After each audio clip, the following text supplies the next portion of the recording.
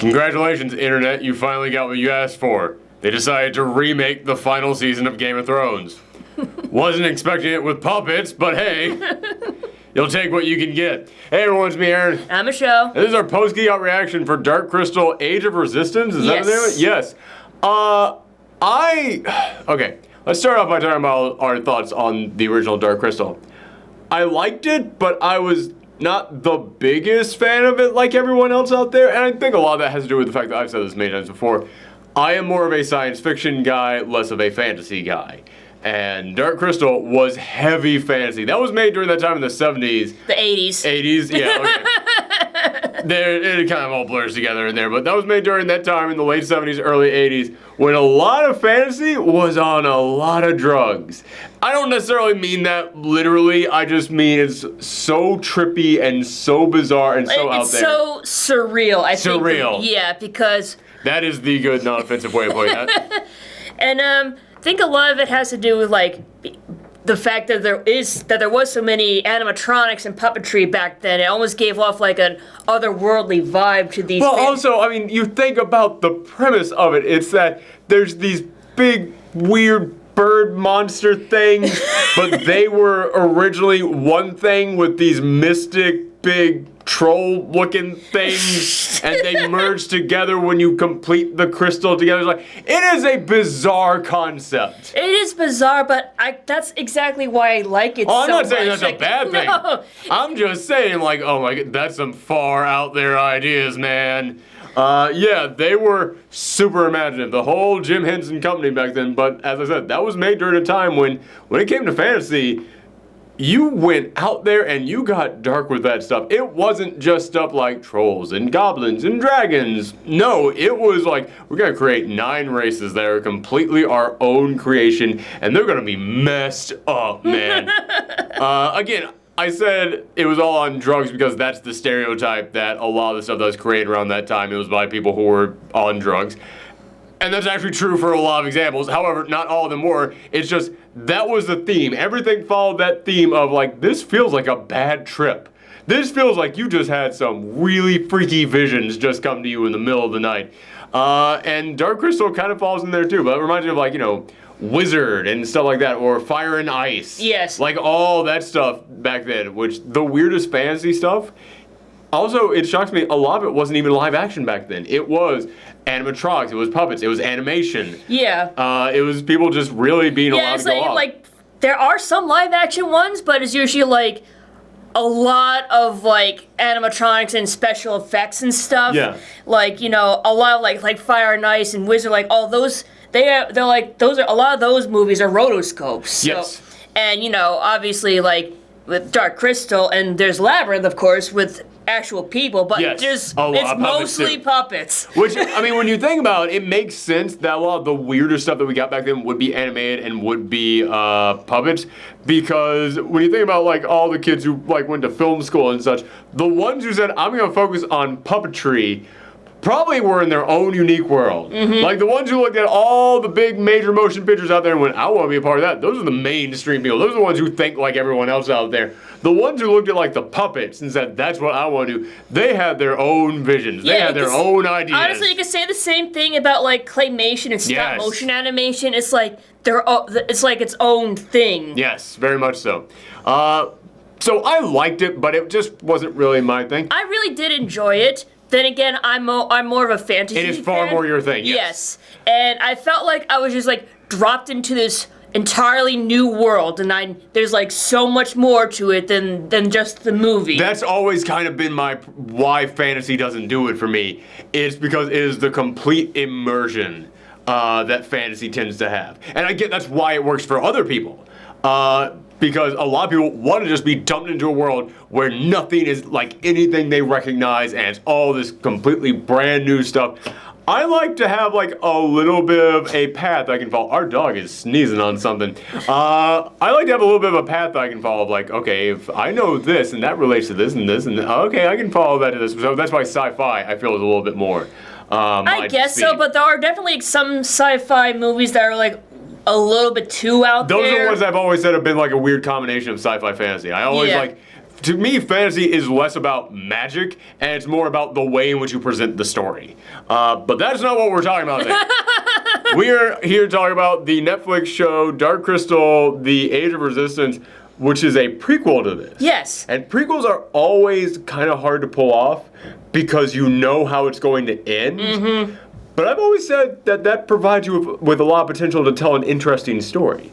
Because when you know how something is going to end, you can really focus on it being about the journey, not the destination. You don't know how it's going to get there, so you can go in darker directions than you typically can with a regular story. Because with a regular story, when people don't know the outcome, they feel a little bit more concerned of, all right, don't you screw me over on this now. But going into something where you already know that the ending is going to mess you up, yeah, you can just go all in. You can just get incredibly dark with this stuff. And oh my God, I cannot believe how dark a show by the Muppet Company was able to get. Like, well, it's called a Dark Crystal. Yeah. Honestly, like you said, it's Game of Thrones. It's like, if you can handle Game of Thrones, you can handle Dark Crystal: Age of Resistance. Honestly, it's probably a lot lighter than that. But it's weird that you even have to include those two in the same breath, kind of. Because yes, this is okay. It is safe for kids, I would say. But you remember when you were a kid and you saw that first thing that made you go, "Oh wow, this isn't like anything else I've ever seen." This will be that for a generation of kids out there. Mm-hmm. Like, kids will see this and they'll be able to handle it, but they will, like, have that look on their face afterwards of like, oh my gosh, what I just watched. Because I'm an adult and I still have that look on my face at times. Because what this is about, for anybody who doesn't know the Dark Crystal, that thing is all about this individual who is a member of the Gelfling race, and they're like the last member of the Gelfling, which they eventually discover there's one other Gelfling out there. But the world is ruled by, what are the giant bird creatures called? Well, basically, the whole world is called Thra. That's the name of the planet, and like there's the Dark Crystal, which is basically like... What are the birds called? The Skeksis. Okay, the Skeksis have ruled this land called Thra, and basically they're meant to be this big ruling class.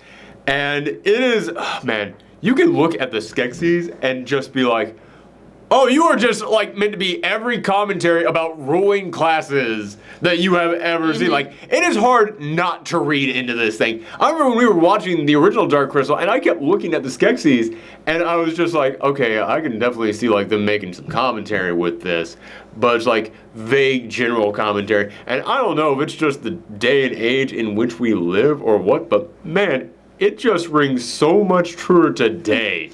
I think it's because we're just living in an age where like all the higher ups are like more cartoonishly evil than we ever expected.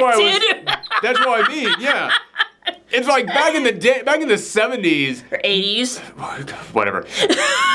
But back in the day, like the most cartoonishly evil person in the upper class was like Nixon, and yeah, he was cartoonishly evil, but he still tried to keep that shit in check. These days, people are just like openly. Just like, yes, I don't care, let them eat cake. And then you look at these characters in here, the Skeksis, and you're just looking at them like, yeah, that's not a cartoon anymore.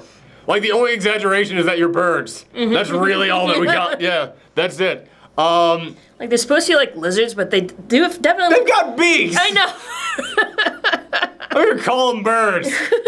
They're supposed to be like vultures, is what. Yeah, it it's like they do look like vultures, but like everyone like refers to them as like lizard people. But whatever. Whatever. But yes, so the story of the Dark Crystal is that the Skeksis all wiped out the Gelfling. Because of a prophecy. That they were going to be able to unite this crystal where the Skeksis draw their power from, and this is the story of basically how the Gelfling got wiped out. Yeah. Except, and by the way, for anybody who has not seen this thing yet, you know, whenever we talk about TV shows, we just go full spoilers. So if you have not seen the show yet, I absolutely loved it. I started this thing talking off about how, like, yeah, fantasy isn't really my thing. I freaking love this show. It's great. Go and check it out. There. Did you like the series more than the original movie? Yes, way more than the original movie. And I think it's because the series is more in depth. Like, you get a better understanding of these characters. 100%, yes. Yeah. And that, once I understand why you don't like the Dark Crystal, I mean, I do love it, the movie, but I also understand, like, there is way more lore than just that movie, and that honestly is what got me intrigued about it. Yes, there's more lore explained in here, but there's also more rules, which makes everything feel like it has more weight to me. Yes. That's another one of the reasons why I'm just not the biggest fan of fantasy, is because in fantasy, a lot of times they will just drop you like right smack dab into the middle of stuff, and because of that, there isn't as many rules, I'd say, to fantasy as there are to science fiction. And to me, the more rules that you have in place for how something works, the more stakes there are. That's just always how I've been. And I'm not saying that's true for everyone out there. But this one, no, like, you get a sense of, like, this is this world, this is that thing, this is how this works, that goes with this, and this goes over here. Yeah, when stuff gets dark in here, it feels so much more effective to me because I know the stakes so much more.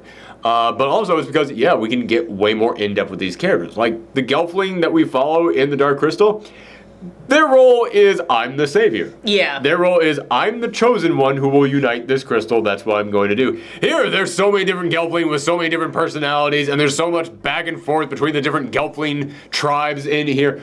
I mean, dear God, there's that scene in there where, okay, now we're getting into real spoiler stuff here. There's that scene in there in which, and you'll have to forgive me because as I say this on every post-Geekout reaction, I cannot remember names to save my life, but the daughter of the queen, the one who's the sister to one of our three protagonists, she basically rejects this prophecy that she has shown about how the Skeksis are draining the Gelfling. She rejects it because she's like, no, the Skeksis, they're going to give us everything that we want. As long as we just obey them and don't cause any problems for them, they'll just continue giving us everything that we want. Which, man, again, you talk about how you can view this thing as commentary in the world. Yeah, you look at that and it's just very clear that they're trying to say, listen, man, if there's someone in power that just naturally hates you for who you are, for being different than them, you can kiss their ass all you want. You're not going to be on their side. They might, like, keep you around and be like, oh, yes, as long as you promise to do everything we want, then yes, we will keep you around. But you're never going to join them at the big table. And that is exactly a scene that is in here. But there's that moment in there in which she just betrays her family. Mm-hmm. She watches her mother get killed right in front of her, and she still is pledging alliance to the people who just killed her. That is so cold. And the scene where she meets up later with all the other heads of the Gelfling tribes, and she is just turned on them, that moment where she comes in and she's got the new crown that she made on there, and one of them even goes, she's dressed like a Skeksis. Yeah, this thing is clearly trying to come in here and be like, listen, man, you can try and pretend that you're a member of the big evil tribe all you want. They're not going to let you in, and they're going to turn on your ass. And that's exactly what happened. Yeah, man, everything that happened with that character was great. This is a show in which there's so many characters in here where I just look at them like, yeah, you're not going to be a big deal. Oh my God, you're a big deal. The only exception, I feel like, is the podling Hup, who wanted to be a paladin, but his story ain't done. No, it's like you can tell that there's definitely going to be a second season, and I feel like he's going to have a bigger role in that one. Yes, because where this thing ends, oh, man, the paladin is great in here, by the way. He does get his moment, too. Yes. He gets his moment where he defends Dee. That's Deet, yes. Deet. He gets that moment where he defends Deet with the big spoon. Man, he only defends her for one hit, but it was that moment where you're like, yeah, man. Okay, back around. You got your moment in there, boy. Yeah, his story ain't done yet. But shit, what was I about to say before we start talking about Deet? Deet, by the way, favorite character.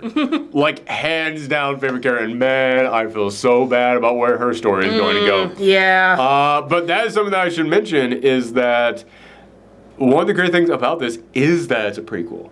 Because I've always said the secret to writing something dark, typically I talk about horror when I talk about this, but it goes for anything that's dark. You have to know how to balance hope. And this is a show where you know it's going to end with all the Gelfling being murdered. You know it's going to end with the Skeksis wiping all of them out. It's going to be kind of hard to give us hope during this thing. But they manage it. They do pretty well. And going into that final episode, man, I know we were just all over the place on this, and I apologize for that. There have been 2 points I have wanted to make throughout this, and I've completely forgotten them because we moved on to the next thing. But going into that final episode, it was like, no, we will fight off the Skeksis. We will meet them here. All the Gelfling come and unite around me. I was like, oh, this is when the murder happens. This is when the Gelfling genocide takes place in this next episode. And it doesn't. We have a whole other season of this coming. At least I'm assuming so, unless I don't know. You have to remember, this is by the Jim Henson Corporation, meaning it is owned by Disney. And Disney is famous for screwing over Netflix by not giving them any money to do anything. And I looked at this and went, this is expensive. This is really expensive. So I am kind of concerned. However, because it's the Jim Henson Corporation, I don't know how it's structured. Like the Marvel shows got screwed over by Disney because Disney did not give Netflix any money to make those things, which is why it looks so insanely cheap. And why when Netflix went in to renegotiate, they said, oh, so you're still not going to give us money? Well, fuck you. You're all canceled. That's it. That's how that works. The Jim Henson Corporation might not work like that. The Jim Henson Corporation might be like, all right, Disney, you'll get a percentage of this, but we get to decide like the business wheelings and dealings on this. Maybe. Do you think they'll put like Dark Crystal on like Disney Plus, their new streaming site, or? No, because it's on here. And this is the thing that everybody's been saying about Disney Plus is, oh, Disney is canceling all their things on all the other platforms so they can get them all on Disney Plus. Disney's not stupid. Disney knows not everyone is going to sign up for Disney Plus. Some people are going to stick with Netflix. So Disney wants to have something over on Netflix so they can still make money off the people who aren't going to come to Disney Plus. Don't they also own Hulu? Yes. Damn it, Disney. Yeah, exactly. Disney wants a piece of every single streaming service out there, which is why whenever people say like, oh, they won't bring everything to Disney Plus, like, no, man, because they know that not everyone will sign up for that program. So they want to get something from the people who are not going to sign up for that program. Yeah, so I think Dark Crystal, at least for now, is safe over there. Now, if Disney does not give them enough money for season 2, as they are known to do, not because that's their business strategy, but because Disney is really greedy, then it might get canceled. And then it might come to that, but there's probably a contract thing like there is with the Disney Netflix character, with the Marvel Netflix characters, where it's like, all right, after it gets canceled here, you can't use them in anything else for several years, so it might take several years for us to get a new version of that over there, but who knows. But that's all neither here or there. So yeah, I kept looking at this thing just going like, oh god, here it comes. Here comes the Gelfling genocide where they're all wiped out, and no. They actually have like the big like we're all here and we're all here to save the day kind of moment. Yes, it's like I'm glad because there are definitely some like things that were like missing. Yes. Connecting the prequel to the Dark Crystal movie. It's like, wait, what happened to that character? And like, how did this become this? So it's like, yeah, there's definitely going to be like a second season. And this season actually raises further questions for me about the movie itself. And what I would love to see them do is have one more season. And that season leads all the way up until like the Gelfling genocide, where they're all just wiped out. Then I want a third season that is just the Dark Crystal movie, but expanded. Like, just take that adventure from within the Dark Crystal movie, flesh out the characters more, introduce more characters, explain a little bit more about the world. I want to see that. Because now, after watching this, I've got more questions about the Dark Crystal world because, yes, we know from the Dark Crystal that the Mystics and the Skeksis are one creature. But they were one creature. They were one creature, yes. But we now know that they're still linked together in a way. They still kind of share something with each other, because there's that moment where the Hunter Skeksis face off with the Archer Mystic, and the Archer Mystic like shoots him a couple times, but he knows he's basically killing himself, and that all leads up to the moment where he actually does have to kill himself to take out the Hunter, which, wow, that was a big moment in there. But that got me like thinking, wow, so it really is like one for one, all paired up, they're all connected in a way, they're both two halves of the same coin. Who is the Skeksis that was the opposite of the Mystic that was raising the last Gelfling? I want to know that. Like, it feels like that should be a big reveal in one way or another. Especially now that we know more about the Skeksis. Because in the first film, the Skeksis, there was the one. Chamberlain. Yes, I know, but I prefer calling them the one because that's just funny. There was the Chamberlain, and everybody else was just kind of a Skeksis. Just, yeah, well, there was... Now we know individual members of the Skeksis. Like, there was also the Emperor who died, but, like, in the movie. Yeah. And I think he was the one that was connected to the mystic who... That's what I'm thinking, too. Because they both died at the same time. Yes. Oh, they did die at the same time? Yes. Oh, I completely forgot that. Wow, I totally forgot that. Because that was actually my theory, is that the Emperor was the opposite of that one. But I was like, yeah, but did the Emperor die in that film? Man. Yeah, remember he like crumbled into dust on his bed? Oh. I completely forgot. As I said, the movie didn't really do it for me all that much. Yeah, I understand. It's like it's bombarding you with all this, so like not all of it like, sinks in. When you don't make those connections there in the beginning of the film, it's easy to forget certain things from the beginning of the film that are important later on. So yeah, okay, wow, that actually is really damn cool. Okay, because I was about to come in here and go, I would love to find out more about who is the opposite of that mystic that raised him. Could it be the Emperor? And then you're just here like, yeah, like it was there in the movie. They literally showed you it's the Emperor. It's, oh. Yeah, okay. And I like how they explain, like, the reason why the Emperor dies, but none of the other Skeksis do, and it's because he was exposed to the darkening. Which, yes, that was also, I kept thinking that's going to come back around at some point in time. All this stuff with the darkening. Man, I need to go back and watch that movie again, because I forgot how much stuff from there was in this one. Wow, okay. Which there is a lot of stuff that I do remember from the movie that the way it's set up in here is great. Mm-hmm. Because the moment I saw those spiders in here, I was just like, well, that's the big crab monsters. Mm-hmm. But I kept looking at them and was like, how did they turn into the big crab monsters? Oh, they get like Frankenstein together into big creatures. I love that at the end of this. I love how they just set that up here at the end because that was like the perfect cliffhanger to go out on. But speaking of the individual Skeksis themselves, I love the individual personalities that they gave every single one of them. They're all evil. Mm-hmm. They're all like pompous, the bourgeoisie. Yes. That's the word I was trying to look for. That's what I was trying to think of too. I was trying to think of that. Like they're even like dressed like the. Yes, they're meant to look like around French Revolutionary times. Yes. Big royal members there. Yeah, with like, the big frilly outfits. Frilly, but also torn up and nasty because they are nasty creatures. Which that's another thing that I love about is that they are meant to seem like the most perfect beings, but they always seem like that because they've been telling everyone that they are that forever. Anytime that you get them by themselves, they're just like, they're slobs. They are just absolute pigs. That's all that they are.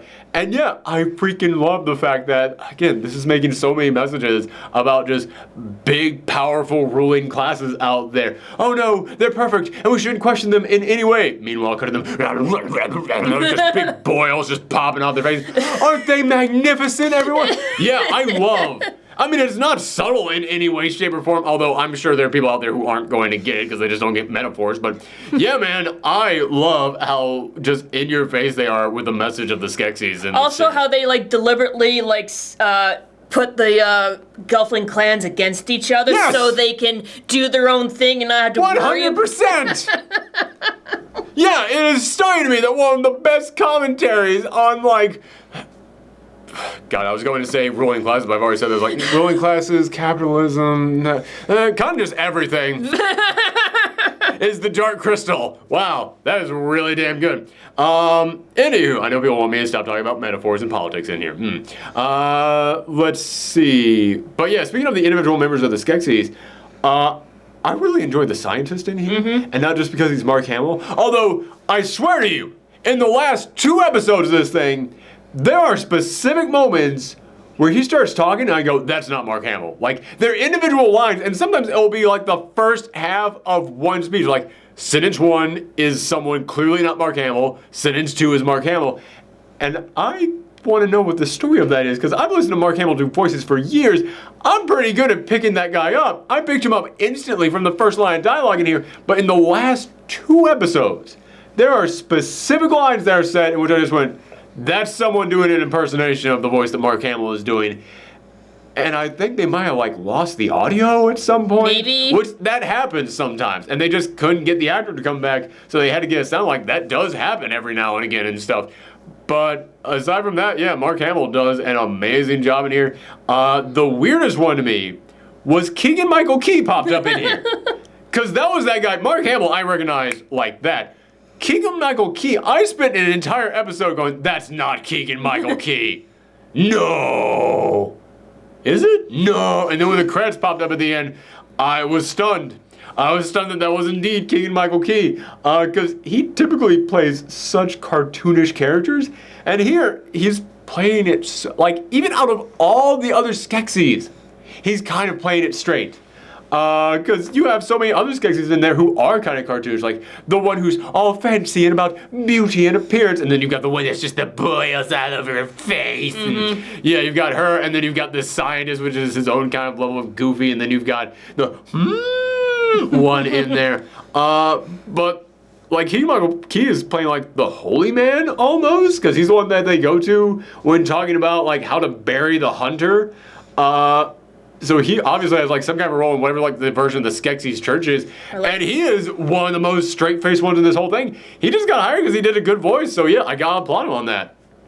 But yeah, I honestly really enjoyed every member of the Skeksis for just how evil they were, but in their own ways. And I think the Emperor is just fantastic in here. The Emperor is one of the best villains I have seen in anything this entire year. He is so good here.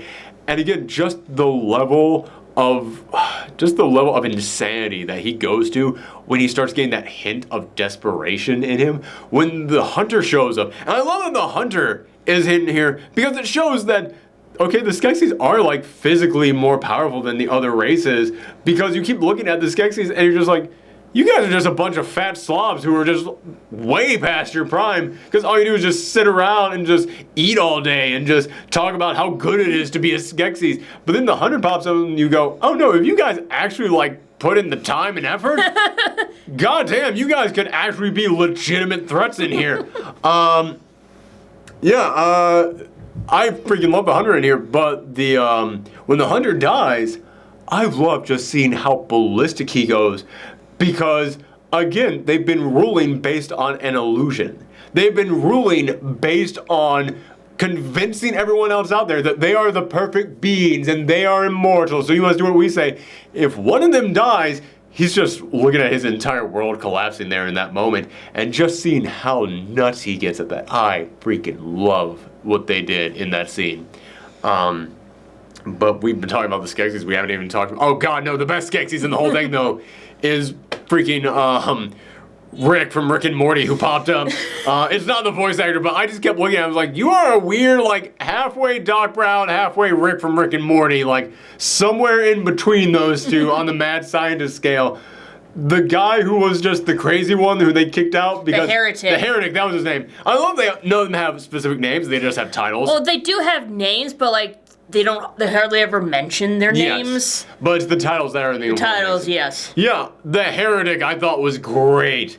And the whole relation that he has with the his other half, the Mystic in there. Yeah, I love seeing the two of them bounce off each other. They have like this weird married couple, been together for way too long kind of relationship with each other. Like, yes, say the thing. Okay, all right, okay, yes, okay, great. Yeah, just like that relationship where it's like, I know what you're going to say, just get to that, just do that thing, just go on. Yeah, I love how one of them was just frantic and chaotic, and the other one was just so super laid back and chill. Just that weird, perfect, which again, they're two sides of the same coin. It would make sense that one is the complete opposite of the other. I love that. So yeah, that character was great. And I was now expecting more of the best moments from this entire season to be puppets doing a puppet show. Man, there are moments in this that it reminds you of what the Jim Henson Corporation can do. Yeah, it's like, I really wish Jim Henson was alive to see this. I think he'd be like so happy with the results. Especially with like today's technology. Yeah, I am just glad that his kids are finally like living up to the title, because I've been looking at what his kids have been doing with the Jim Henson properties ever since Jim Henson passed away, and I've been like, okay, I know it's all in the family and everything, but is there like, do you have like an apprentice or anybody he can hand this off to? It's like, I don't need the Muppets to be an Office spinoff. I don't need you to make an R-rated sex comedy with your okay. I don't need Fritz the Cat, but with Muppets in here. Can you just do, and then you watch this, and yeah, it is darker than what the Dark Crystal was. It is more mature. It is taken it to another level, but it captures that imagination and that professionalism that the original Dark Crystal had. And this is like the first thing that they've done that I've looked at and went, oh my God, yes, you guys are worthy of the name Henson. You did it. Yay. Which I think this one was his daughter, and I think the weird sex comedy they did was his son. So, yeah. I think I know out of the two of you which one won in this instance. Not that siblings should compete, but you're kind of competing and one of you lost. It's like, I really did love, like, the blend of puppetry and CGI. I was waiting to get to that moment. I'm glad you got to that point. Because I love the puppetry in, like, the 80s, but, like, as far as, like, the digital effects go, it's really... There are so many times in this where I could not tell, is this a special effect or is it a puppet? There are so many shots of those giant spiders that was like, okay, well, it's crawling. That's clearly CGI. Now it's just standing there, and it still kind of looks like CGI, but now someone's interacting with it. Oh, shoot! Wow, that CGI was good, because it looks exactly like the puppets did. Or the big rock creature. Mm-hmm. The big rock creature is great, because I was like, that's entirely CGI. It's 100% CGI. There's no way that it can't be. But it still moves like a puppet, and it's still designed like a puppet. And there came a moment which I was like, I think this might just be, like, a green screen. Like, I think this is an actual puppet, but it's on a green screen with like big green poles that they're just moving individual pieces of. Because I do know that that is a technique that sometimes they used back with some of the old Muppet stuff when they had a really big puppet that they had to use. They would actually have like people in green suits and a big green pole on a green screen, and they would be like moving the thing around. Yeah, the way that this thing moves, it really did feel like that's what they were doing. So they were just pulling out all these different techniques for this thing. Or there's so many other like electronic animatronics in here, which that's why did I phrase it like that? But yeah, so many electronic puppets is what I meant to say, in which you can tell part of it is being controlled by a human, but then there's another part in there that's being controlled by a machine. And the thing that really got me on that was their eyes. Oh, yes. Because their eyes are so much more expressive than I have ever seen a puppet be, and you know someone had to be controlling that remotely. Like, no way did you have someone controlling the individual hands and someone controlling the body, and then someone like in the back shoving two hands in there just to get their eyes to move in specific ways. I mean, maybe they did, but if I had to take a guess, I'd say that was a remote control. No, that was definitely remote control, and that was something like they did like back then too. Yeah, but it looks so much better today. So, like I said, technology has advanced so much, so like everything looks so much better now. And like, yeah. It looks just amazing in here. There is a moment in which the Emperor is going to talk to the arachnid people, whatever they were called, which, by the way, that effect, yes, that was the one effect that was like, that's clearly CGI, and they're like, it doesn't quite fit in there as well as the other ones do, but it was so imaginative, I don't care. The one where all the arachnids, they talk by forming into a giant face, that was really damn cool. That was just super imaginative there. But there's a moment where he's talking to them, and he just has this brief moment where he's trying to say something, and he pauses, and he just like looks down for a moment, just The way that like he pauses, the mouth closes, and just the eyes and eyebrow all just kind of like go, like look to the side for a second. That was one of the most impressive things I saw this entire season, and it's the smallest detail. The small details are the things that always impress me when it comes to special effects. And it was just that slight like, it gave it so much personality. And the Gelfling, I still think the Gelfling, because one of my problems with the original Dark Crystal is I felt the Gelfling just had like almost no life to them. They were just, well, they're small puppets, so there's only so much you can do. It's hard. I understand. It's hard. And here they didn't have as much as all the other big puppets, but they were still better. They're still better than they were back in the movie. Yeah, I was still impressed by the amount of emotions that they were able to convey with these Gelfling, especially considering, you know, the Skeksis. They had so many different mechanical parts working on them. The Gelfling didn't really have any mechanical parts working on them, and yet just through sheer puppetry, they were able to give them a lot of emotions. And also through the acting, which the acting is great on everybody in here. It is amazing that there is not one bad performance in this whole thing. No, I like them all. I think they're all good. One of the best puppets in this whole thing, or Muppets, I guess I should say, is Orkra. Oh, is that how it's pronounced? Who? The witch. Oh, Aughra. Aughra. Yes. I was very close. You gotta give me that. Yeah, Aughra. She, again, is speaking about a character who has so many different parts. Peach, you gotta learn to sit. you speak about a character who has so many different working parts, so much going on. Like, she's got the hands, which are actual hands, and she's got the body, but the body's got like a big hump in there. That's, you know, that's clearly where someone was in, but they were like hunched over while they were maneuvering around. But then you got the face, and the face has so many different parts moving to her as well. Yeah, it is incredible how much was working on her, and she also is probably the best character in this whole thing. And I love that because you talk about how this did a great job of fleshing out the characters from the movie. That's exactly what they did with her. Because she is a great character in the first one, but she doesn't do a lot in the movie.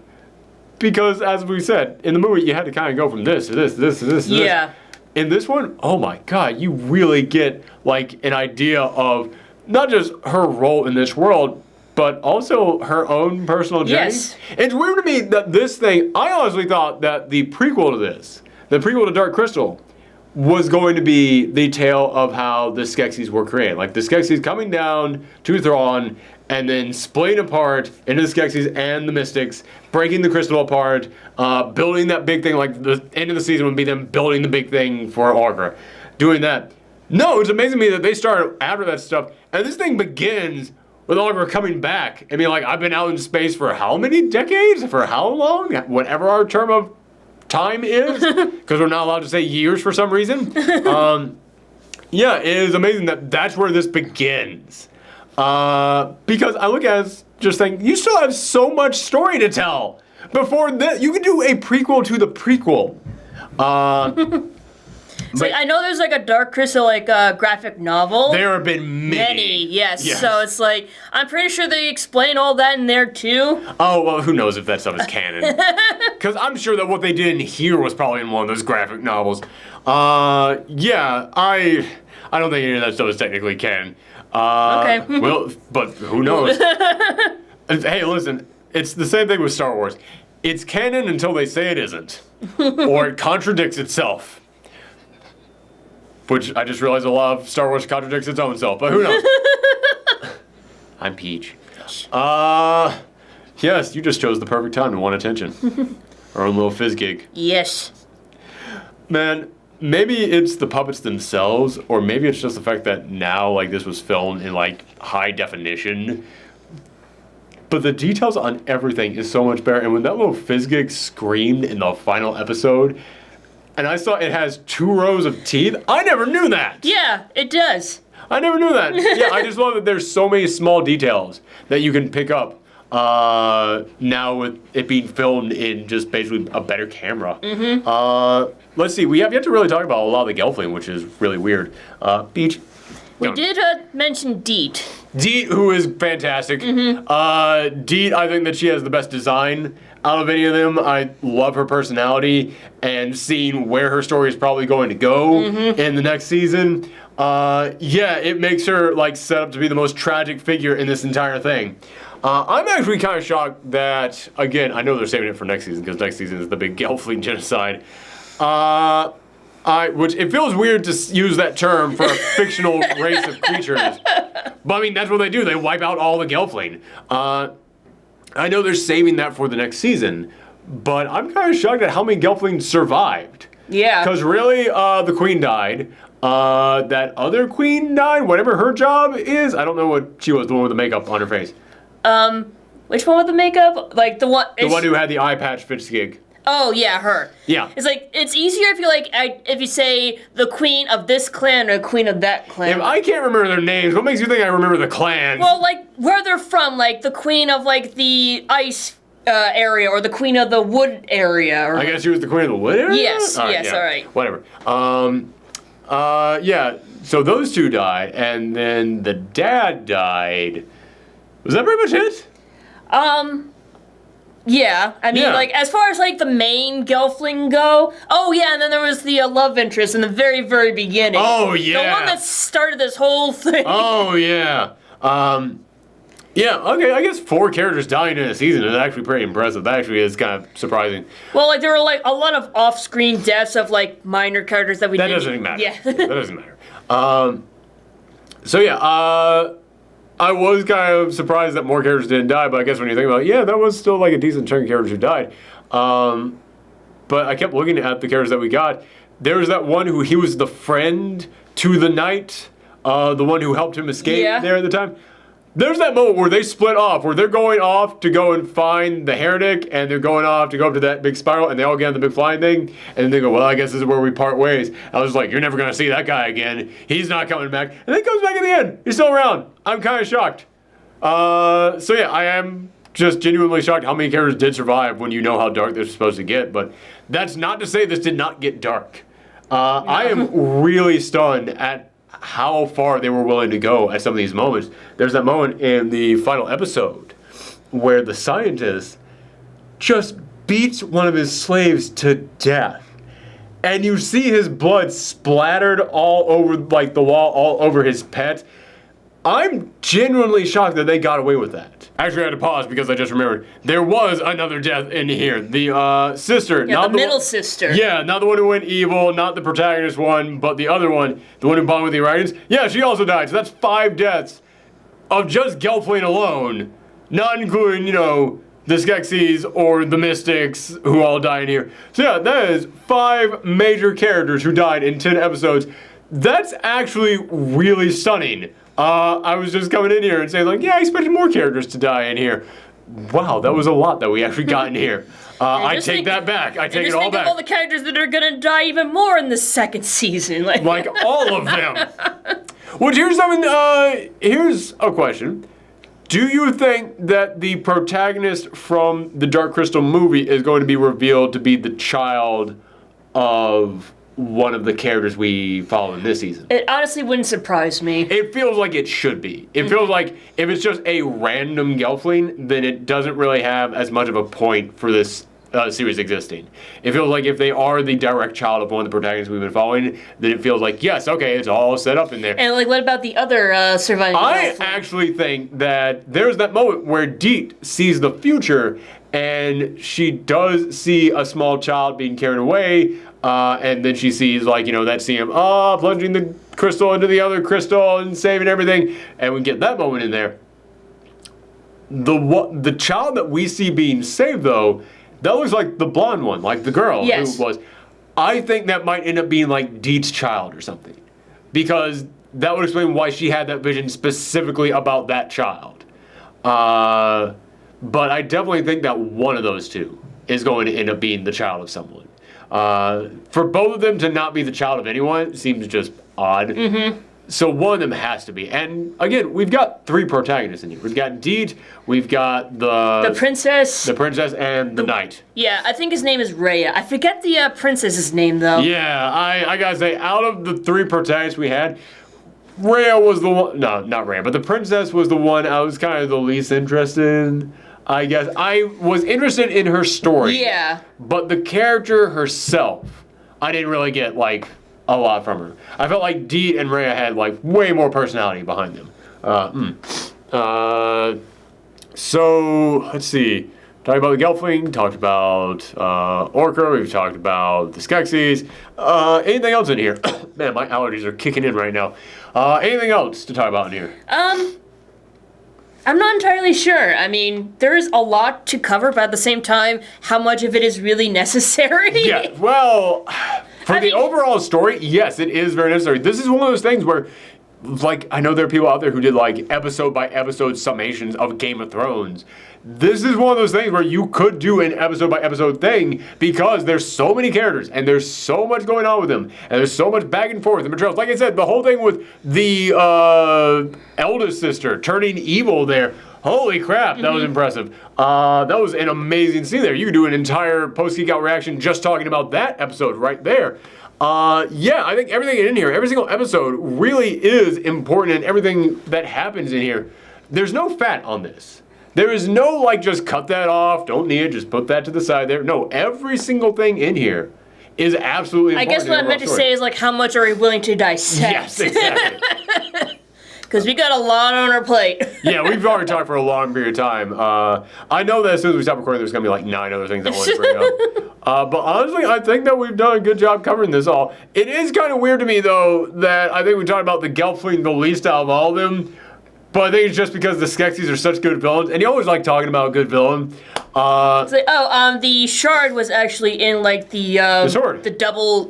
double glaze. Which I was like, wondering, how did that happen? Was like half of it in one and half of it was in the other, and when it merged together, it refused it, or was it just in one of the halves? I think it was just in one of the halves, but that's just me. And also, like, there was also a crystal in, like, the Emperor's staff, too. Yeah, we kept theorizing that was going to be revealed to be the missing piece of the crystal, but we kept looking at it like, no, it's too small. And why would that be able to cure the darkness inside when it's consumed by the darkness? That'd be weird unless, like, Deet comes in here and takes all the evil out of there.